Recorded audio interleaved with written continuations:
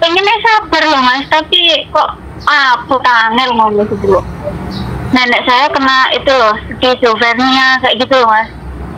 Schizophrenia, waduh, penyakit gila itu. Dia kan udah orangnya baik, anaknya baik. Dia kan tiba-tiba mau bunuh saya tengah malam gitu. 2 kali accident, suka nuduh-nuri terus gitu loh.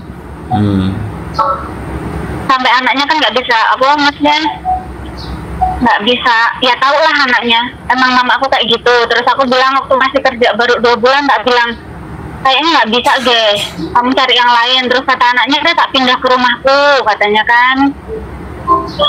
Dia pindah ke rumah anaknya, alamatnya juga pindah. Jadi neneknya tinggal sendiri, malah jatuh di jalan, keluar jatuh, kecelakaan, operasi, terus di panti jompo. Terus sekarang pulang, terus aku lagi yang ngurus.